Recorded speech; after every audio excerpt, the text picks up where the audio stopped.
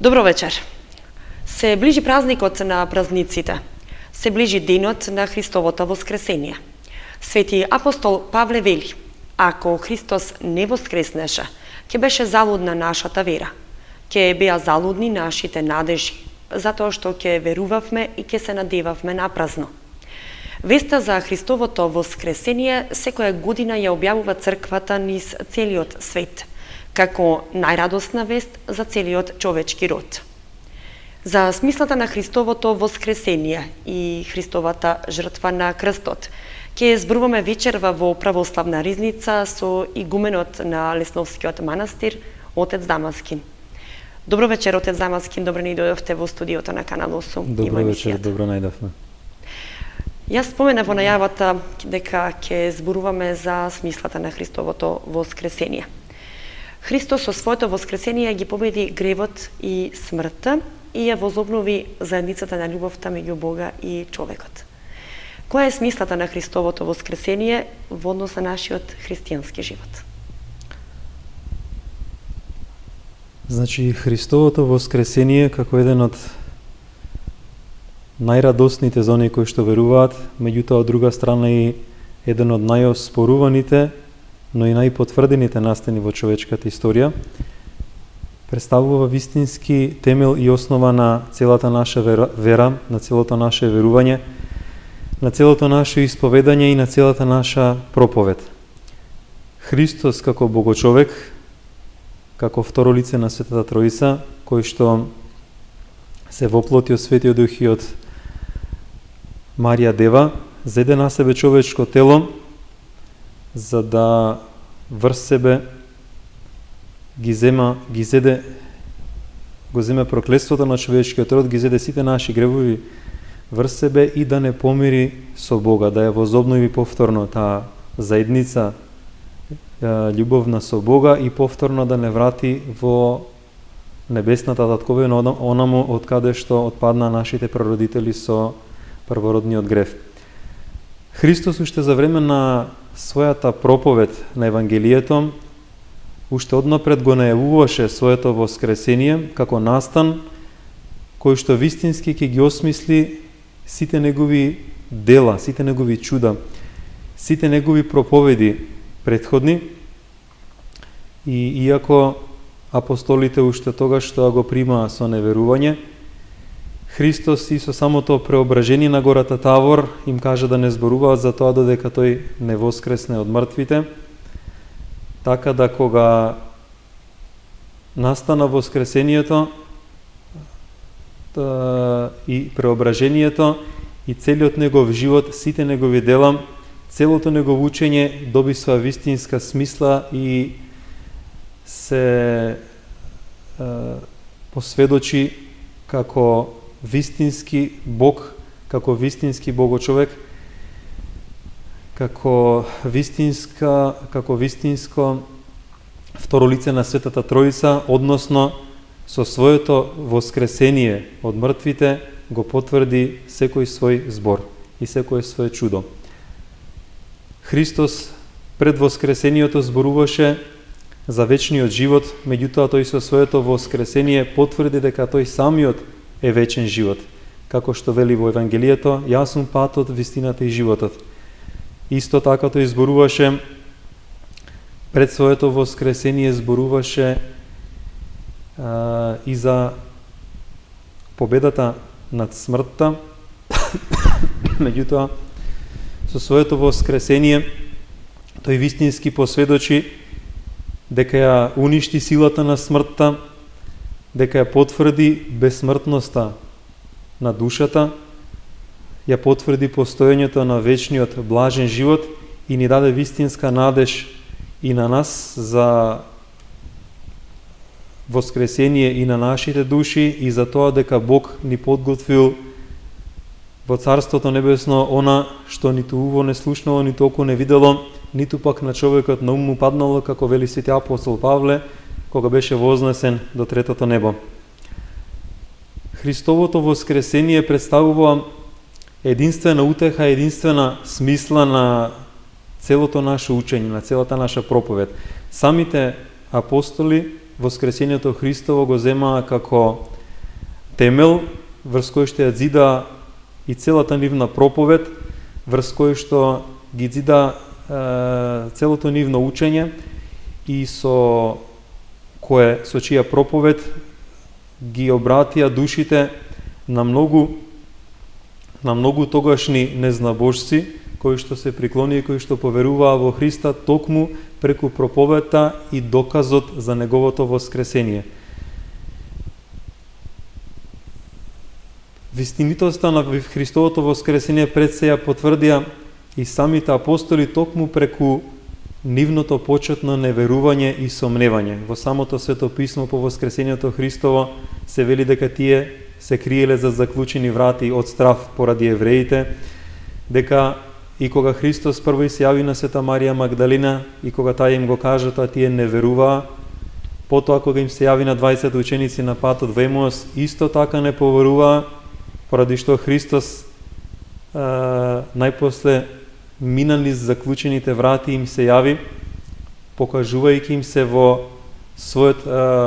преобразен облик, во своето преобразено, префинето и продуховено тело, во на истото тело во кој што и ние ќе се соединиме, во кој што нашите тела ќе се преобразат при општото воскресение, при второто доаѓање Христово. Ќе се соединат и сите тела преобразени со душите, при што ќе настапи и последниот страшен суд, по кој што сите ќе добијат конечна пресуда и место каде ќе пребиваат, дали во блаженството во вечноста, дали во вечните маки во пеколот.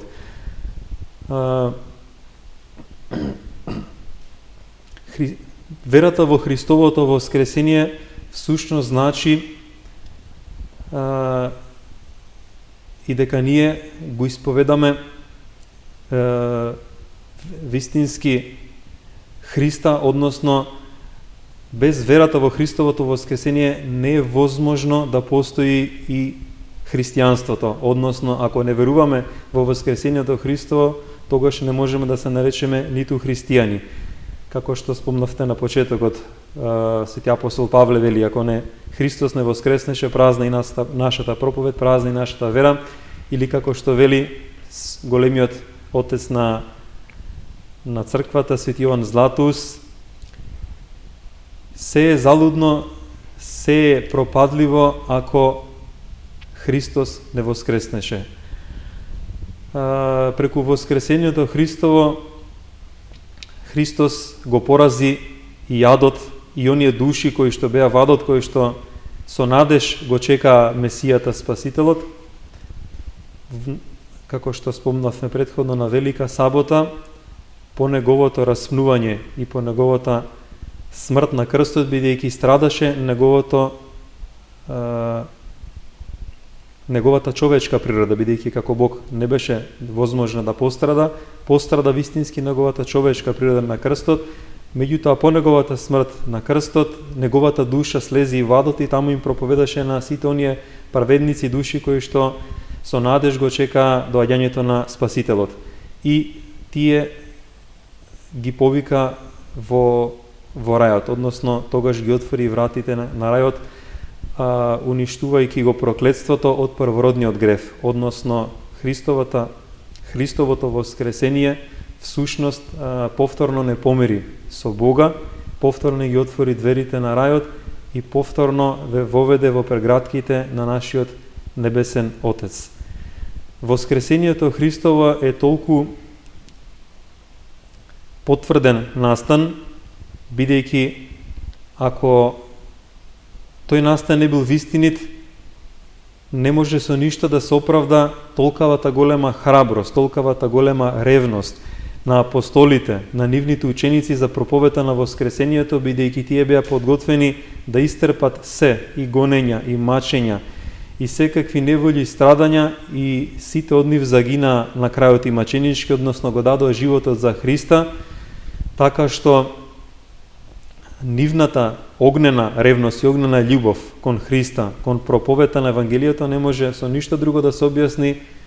до со вистинитоста на Христовото воскресение, кој што тие со самиот свој живот го посведочија и го проповедаа, обраќајќи и приведувајќи многу души кон црквата Христова, кон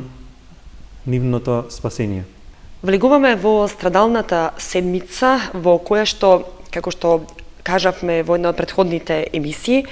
црквата преку богослужбите повторно го преживува целиот Христов страдален пат до Голгота. Која е важноста на Христовата жртва на крстот за нашето спасение во вечност? После падот на нашите прародители во рајот и отпаѓањето од рајот, човекот по зборовите Божи, по предупредувањето Божјо, потпадна под власта на смртта и под власта на распадливоста. Самиот човек и целиот човечки род толку потпадна под власта на гревот и страстите, што не беше возможно човекот со собствени сили да го достигне своето спасение и повторно да се врати во рајот, односно во небесната татковина, таму од каде што е отпаднал. Сушност, тајната и смислата на Христовата крстна жртва на крстот е во тоа што како што и зрното пченица, ако не умре во земјата, ако не изгние, нема да даде род, така и Христос со својата страдање и смрт на крстот донесе голема добивка за целиот човечки род. Тој за нас презема едно големо дело да не искупи и да не оправда пред небескиот Отец за гревовите и за проклетството кој што ние самите го бевме заслужиле со нашите гревови. Тој на крстот постради и умре не само за нашите гревови, туку и за гревовите на луѓето од целиот свет. Тој на крстот ги расшири своите раце за да го прими целото човештво. Тој е наше оправдување пред небескиот Отец и преку неговата искупителна жртва на крстот, тој повторно не помири, не воведе повторно во љубовта Божја, повторно ги отвори дверите на рајот и по неговите заслуги, со страданијата кои што ги претрпе за целиот човечки род, земајќи ги сите наши гревови врз себе, ние повторно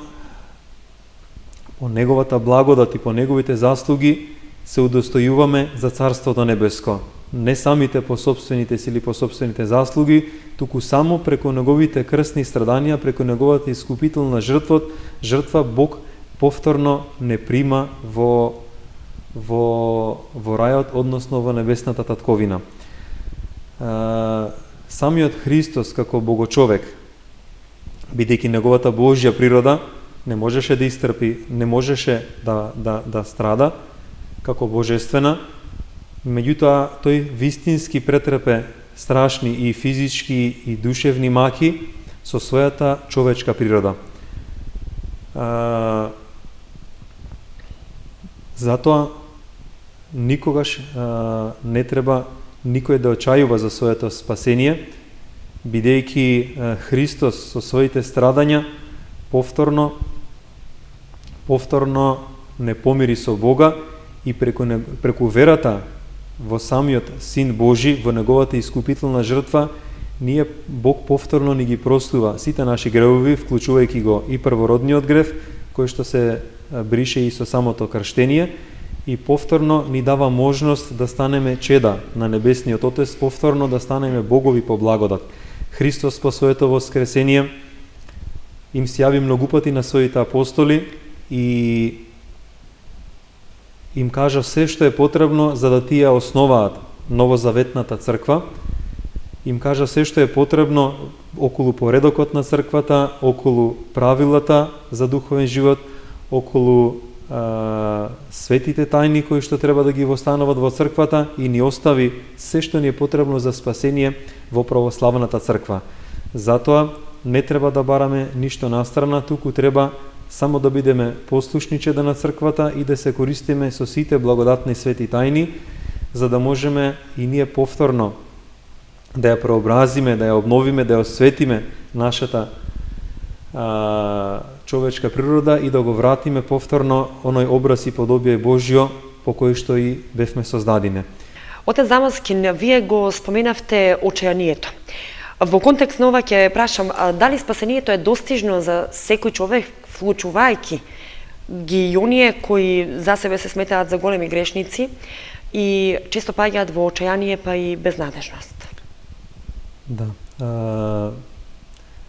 Очајанието и безнадежноста се често пати присутни сега во денешното време, кога сите сме раслабени и во духовниот живот и воопшто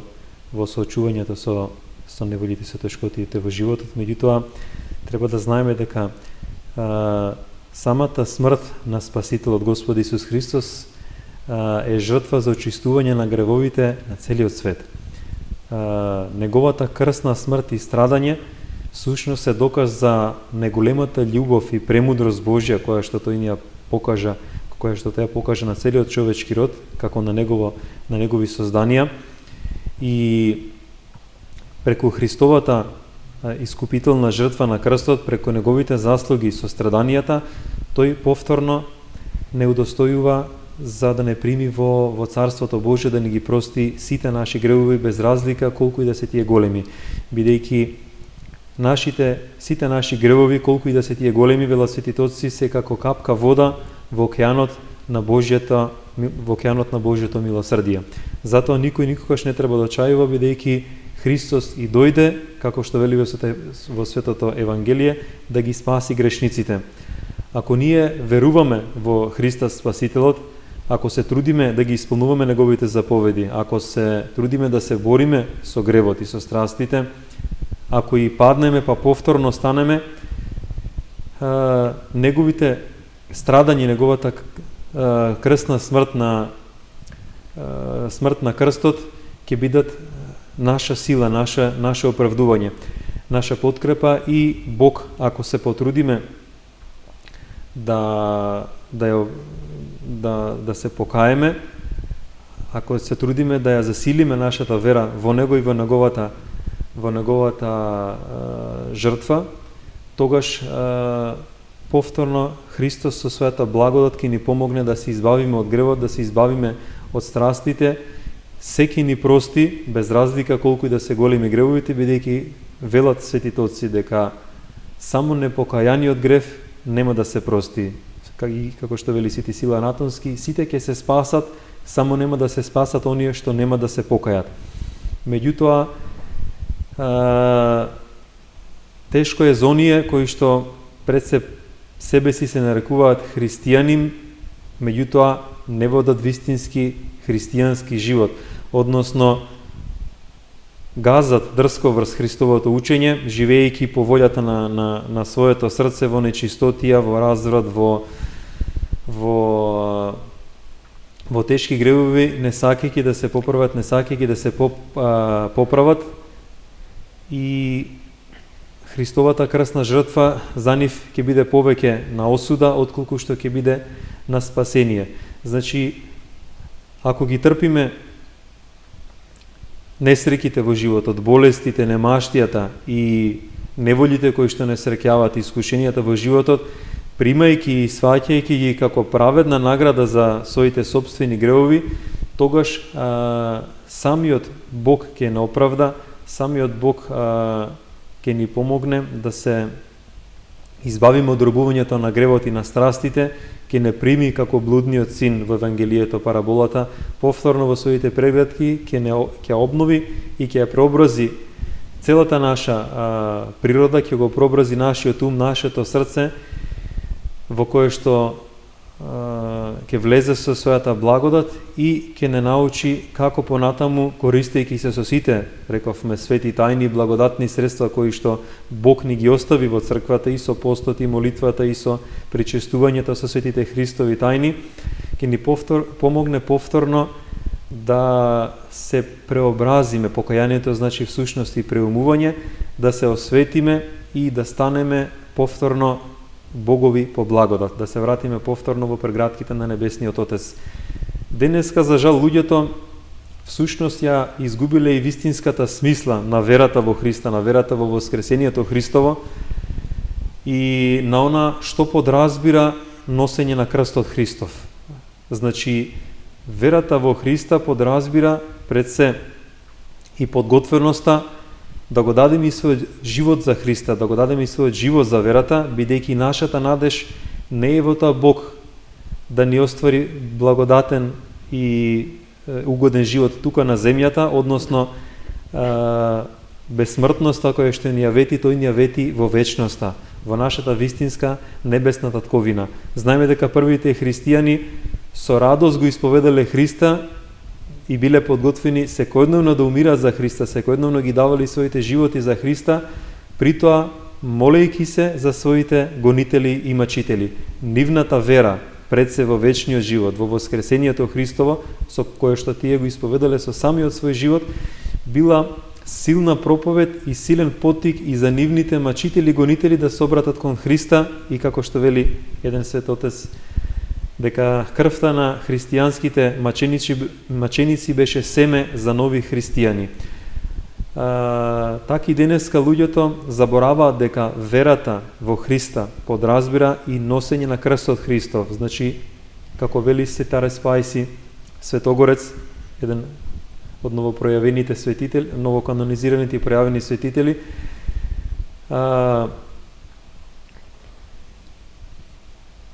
колку поблиску сме ние до Христа, колку посилна е нашата вера во Христа, ние сме обврзани да трпиме и неправда, да трпиме и навреди, и гонења, и смејувања заради името Христово, бидејќи последното блаженство кое што Христос го кажа во беседата на гората е: блажени сте кога ќе ве срамат и прогонуваат и кога ќе говорат секакви лоши зборови лажно за вас поради мене, поради моето име. Така ги гонеа и пророците кои што беа пред вас. Меѓутоа радувајте се и веселете се, зашто голема е вашата награда на небесата. Денеска луѓето по духовната расслабеност и по умножувањето на беззаконијата во светот, поради кој што ја ладила љубовта кај мнозина пред се христијани, им е тешко да го сватат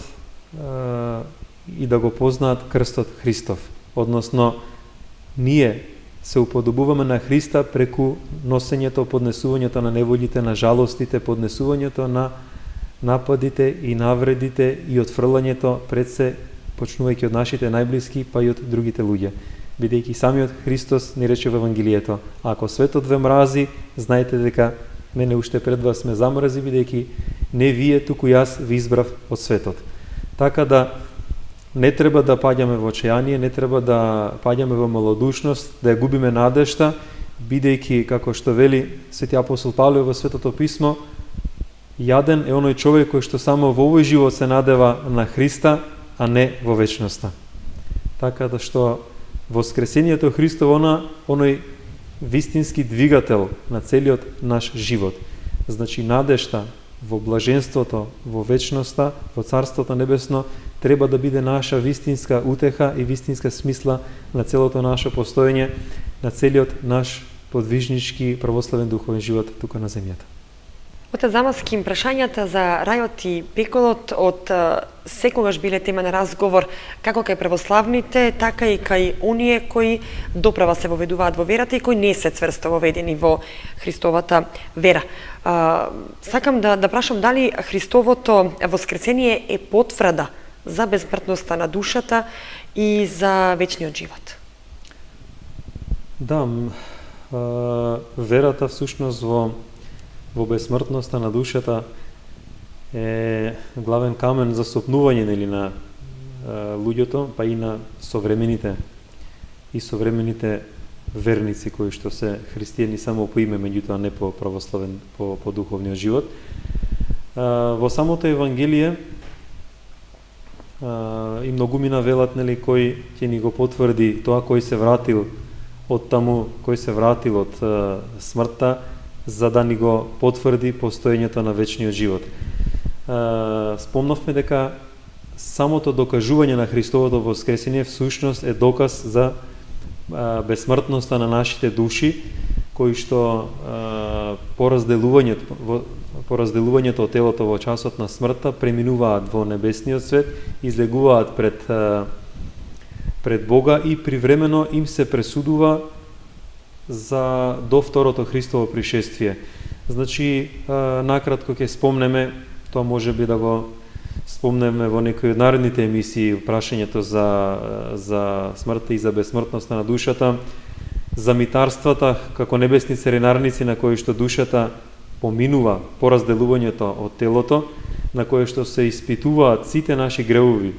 направени дела, помисли и гревови направени во текот на земниот живот, во кој што се подготвуваме ние за вечноста.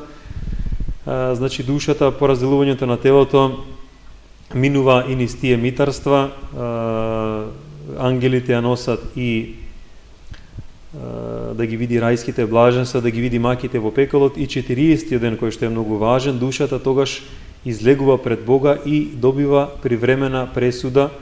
односно привремено место на прибивање до второто Христово пришествие.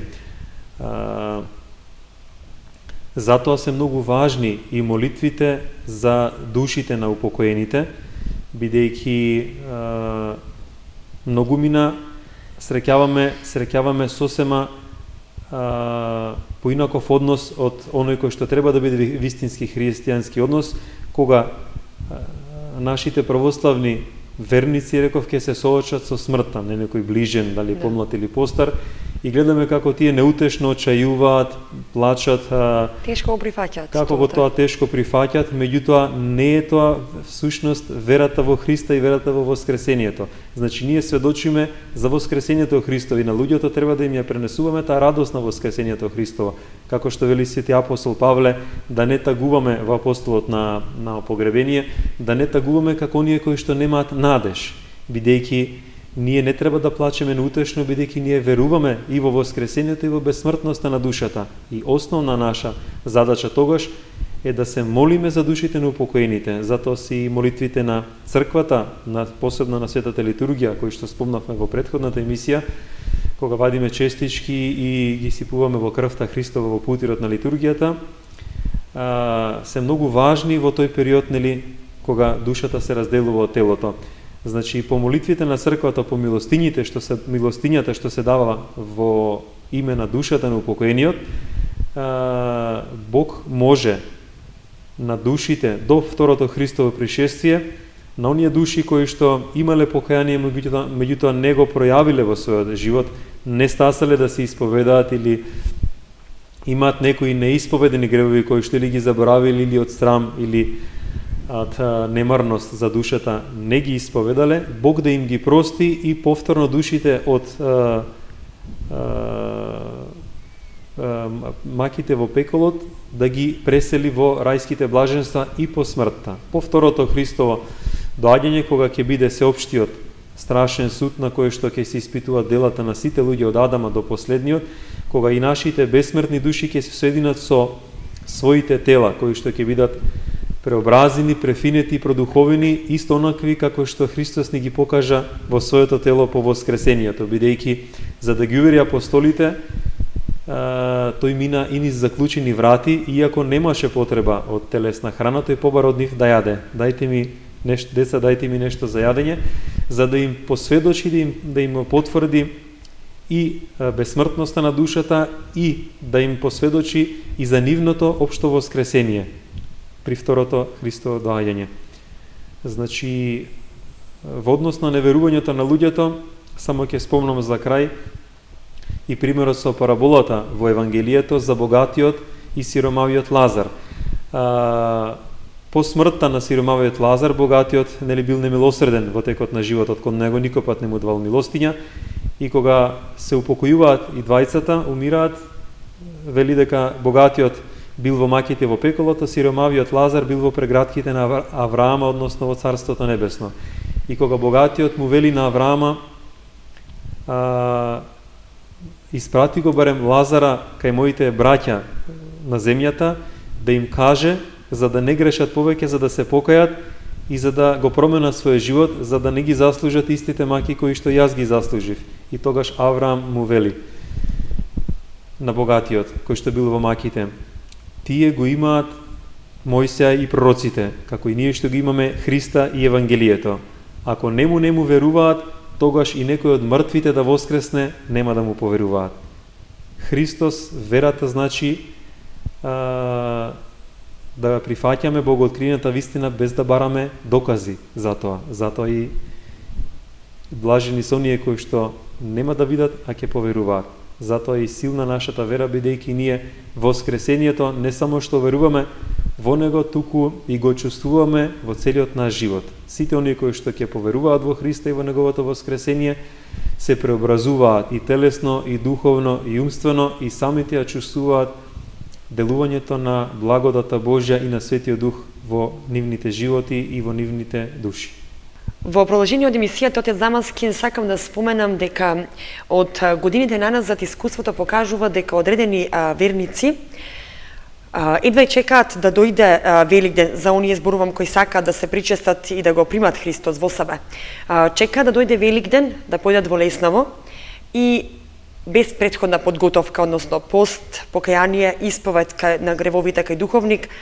да се причестат и да го примат Христос. Велам во Лесново затоа што таа пракса имаше во Лесново, не знам за другите цркви, но дали е тоа навистина дозволено и дали можат сите верници кои се православни и крстени да се причестат без претходна подготовка, односно како што кажав, без пост и исповед. Да, значи точно е дека повремено слушам дека некои луѓе кажуваат дека може да дојдат еве на Великден, дека тогаш дозволуваме нели сите оние кои што се православни крстени да се причестат и односно има една беседа која што ја слушаме, која што ја кажуваме на самиот ден на Воскресение од големиот отец на православната црква Свети Јован Златус, во која што тој помеѓу другото вели дека и оние кои што сте постели, и оние кои што не сте постели, пристапете сега, влезете во радоста на својот Господ, односно да пристапат и да ги примат телото и крвта Христови. И тие мислат дека православната црква и Свети Јован Златус, сушност, тој голем дар на благодата и на милоста Божја се дава бадијава. Тие мислат дека можат да пристапат и без пост, и без подвиг, и без борба со гревот, и со страстите, и без исповед, да го примат тој голем дар на милоста Божја, да го примат самото тело и крв на нашиот Господ Исус Христос. Но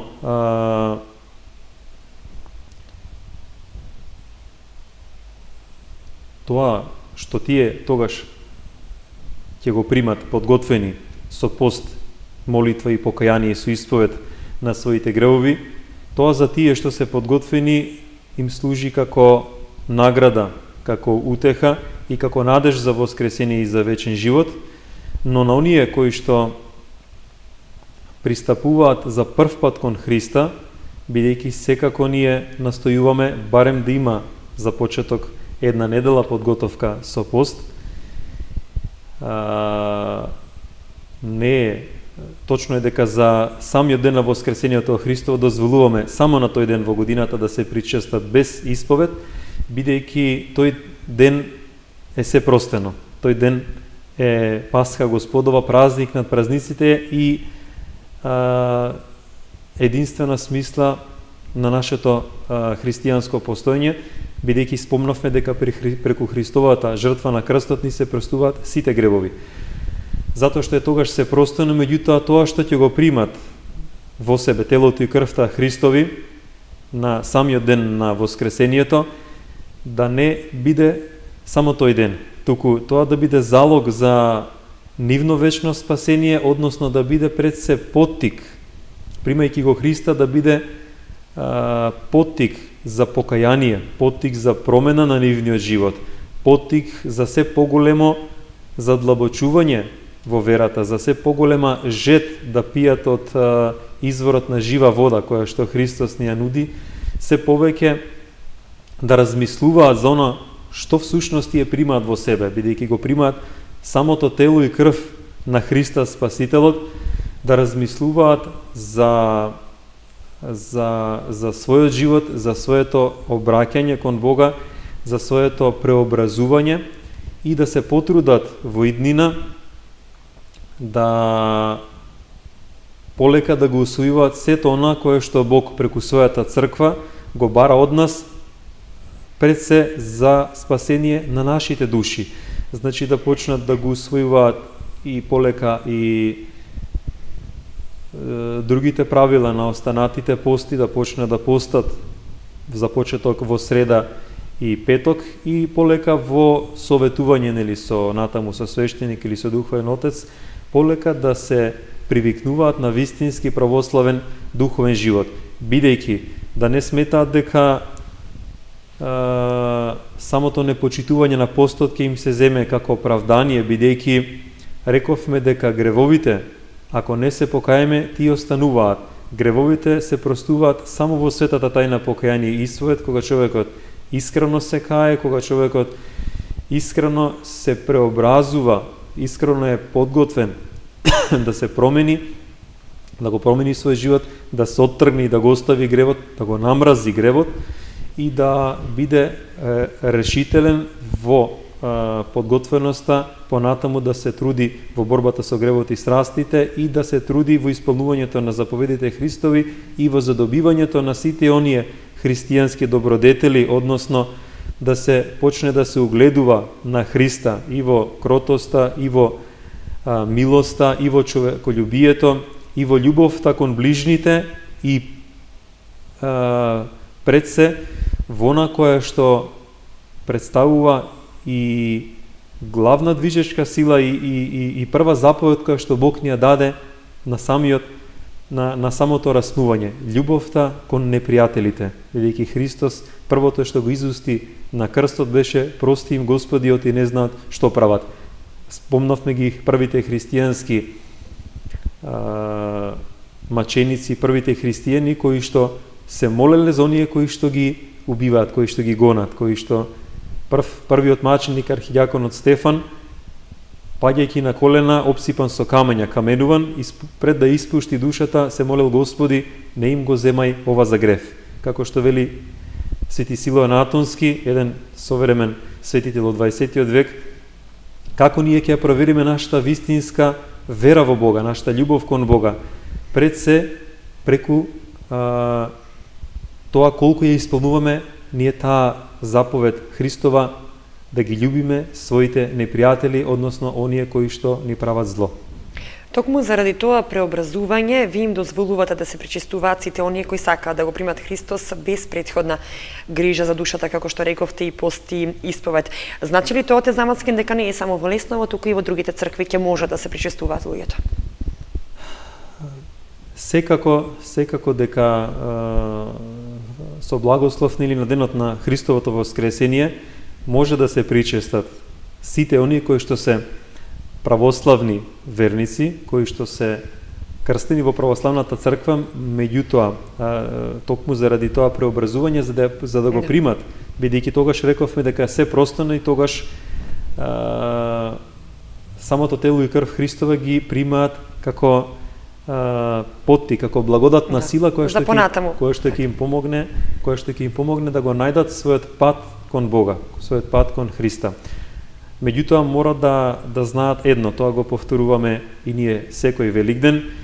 значи не може да се причестат оние кои што се православни крстени, меѓутоа кои што отпаднале во ерес, кои што отпаднале во секти, кои што го изопачиле, го искривиле учењето Христово со своето богоотпадништво, не оние кои што западнале под влијание и под учењето на разни лажни учители и современи исцелители, односно антихристи, оние кои што го подготвуваат патот за доаѓањето на синот на погибелта. Значи можат само оние кои што секако се трудат, нели, колку толку да се борат со самите себе си, со гревот и страстите, значи сите оние кои што се крстени во православната црква, меѓутоа не оние кои што рековме подпаднале под ерес и под кривоверија. Тоа го оставате на совест на самите верници кои пристапуваат на причест. Секако дека ние тоа постојано го кажуваме и го предупредуваме, меѓутоа секако дека тој ден оставаме на совеста на самите верници. Меѓутоа во другите денови во текот на годината рековме дека секако прашуваме дали живеат во покаяние, дали се исповедени, дали имаат благослов од својот духовен отец, бидејќи рековме без претходно покаяние, без помирувањето со Бога преку светата тајна исповед, не може ниту пак достојно да ги примиме самото тело и крв Христови. Отец Дамаскин, јас ќе ви се заблагодарам што и покрај вашите обврски и ангажмани сега пред Велик ден да дојдете во Канал 8 и еве за верниците и за сите граѓани кои гледаат Канал 8 телевизија и оваа емисија Православна ризница, да можеме да објасниме за Христовото воскресение и за жртвата на Христос. Верувам дека и понатаму ќе соработуваме, повторно ќе бидете наш гостин. Да, јас вам ви благодарам за поканата и повторно пред почетокот на страдалната седмица во очекувањето на Христовото воскресение повторно ги повикувам и сите верници, сите оние луѓе кои што допрва сега сакаат да се обратат кон Бога, кон Христа, допрва сега се учат на Христовата наука и на Евангелието, да ги повикам да ги што почесто и што повеќе да бидат присутни на овие богослужби во текот на страдалната седмица, во кој што се објаснува целото она учење кое што денеска го изложивме за воскресението Христос, за неговата искупителна жртва, целиот негов голготски пат повторно ќе го преживуваме. Посебно се реков уште еднаш убави службите на Велики четврток, во вечерните часови почнуваат во градот, мислам дека исто и кај нас во 18 часот. И на Велики петок опелото Христово, и им посакувам на сите подготвени, преобразени, покајани, духовно обновени и со нови благодатни сили да го дочекаат празникот, радосно празникот на светлото Христово воскресение и нивната радост да продолжи и понатамо и во земниот живот и во вечноста. Благодарам уште еднаш. Почитувани гледачи, тука ја завршуваме Православна ризница. Разговаравме со игуменот на Лесновскиот манастир, отец Дамаскин, непосредно пред Великден за Христовото воскресение. Следете не и следниот понеделник во истиот термин, а до тогаш останете ми во добро здравје. Довидување.